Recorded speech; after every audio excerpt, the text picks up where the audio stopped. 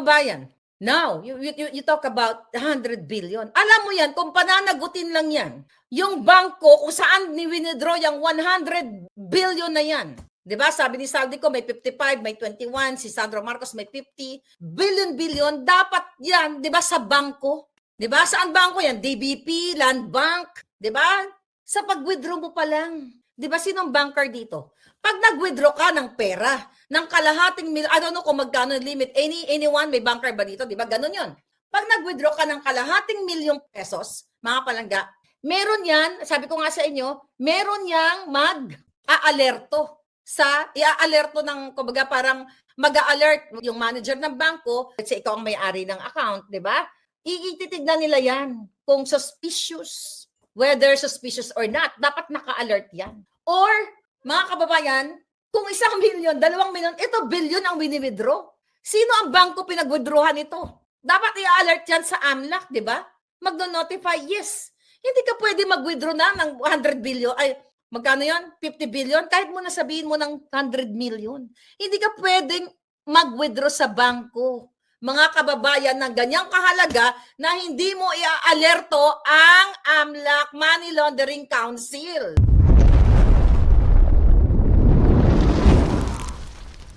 Paano ngayon na ilabas siyang bilyon-bilyon na yan kung hindi kasabwat yung bangko or tinutukan nila ang bangko na pag hindi nyo pinayagan ito, lagot kayo kay Marcos Jr. dahil siya ang presidente. Ako naisip ko nga, is it possible to demonetize yung mga paper bills, yung mga notes? Pwede ba yon? Na let's say for example, fresh na fresh, kananakaw lang, kalalabasan ng budget, di ba? Kung totoo talaga nilang hulihin ang itong mga kasabwat sa bangko pa lang, sa AMLAC pa lang, pwede ba i-demonetize yun na, itong mga bills na ito, well, kasi hindi naman nire-record, no? Yung pag nag-withdraw ka ng 100 mil ng pera sa bangko, unlike pag dollar, di ba, sinusulat yung serial number? Tama? Okay, sinusulat yung serial number pag dollar. Pero kapag peso, hindi sinusulat, di ba? Naalala ko dati sa Pilipinas pa lang ako, bago ka mag-withdraw ng dollar account, bigla ko naalala yan, kung may dollar account ka, sasabihin mo sa bangko, sa manager o kakilala mo, hello, Palangga Mel, bukas mag-withdraw ako ng 10,000 US dollars o 3 days before, di ba? Dapat i-alert mo yung bangko. So ngayon, itong si bangko, i-ready na nila yung 10,000 dollars na i-withdraw mo. So with the serial number. Pero sa peso, hindi ginagawa, di ba? Hindi yun ginagawa na nire-record yung bawat serial number. I'm just thinking right now na yung billion-billion na yan, kung pwedeng i-demonetize, I'm just hoping na kung ang serial number na isulat yan, from 1 to 1 million serial number, pwede i-demonetize na kapag yung paper bills na yan, i-deposito sa bangko, kasi yun naman ang gagawin nila, kinuha nila sa DBP or sa Land Bank, i-deposit uli yan. Diba? I-deposit ulit sa ibang bangko nila, sa private bank nila. So, pag nasa account na nila, pwede nila pang bili ng crypto. Okay? So, pero may tracing pa rin yan. Kasi 'di ba, malalaman din yan, may mga question yan. Kasi ako, may mga crypto investment din ako. Pero may tracing pa rin yan. Kaya 'di ba, dinadaan nila sa casino, isusugal nila, tapos ipapapalit ng chip, 'di ba? Narinig yun naman doon sa Senate hearing na yun, mga palangga, 'di ba? So, ang question natin, malupit. Ano sabi ni Gana? Madam Marlica, di na kinukuha ang serial number pag peso account, lalo na pag kilala mo manager. Yun na nga palangga. Yeah.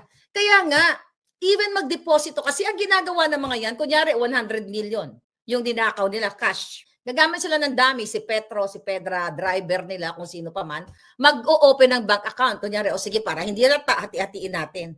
Konti-konti, magdeposito ka ng 250, 100, 1 million, ganyan-ganyan.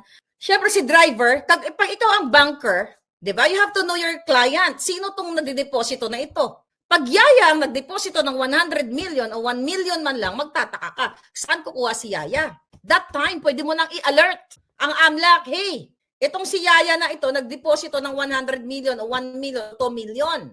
Yaya lang ito, saan to kumuha ng pera? Di ba? Kung yan ay ginagawa sa Pilipinas, kaso nasa bangag country kayo. Kaya magkakasabwat lahat. Imagine mo, nakatago doon sa mga vault nila sa kanilang mga bahay. Ang sa akin lang, mga kababayan, 'di ba? Kung talagang gagawin ng gobyernong bangag, ay ang gobyerno natin, mga palangga, Yung pag-withdraw pa lang, sabi ko nga sa inyo, 1 million lang i-withdraw mo. Dapat ma-alert na ang AMLAC, ma-alert na yung bangko. Red flag na yon.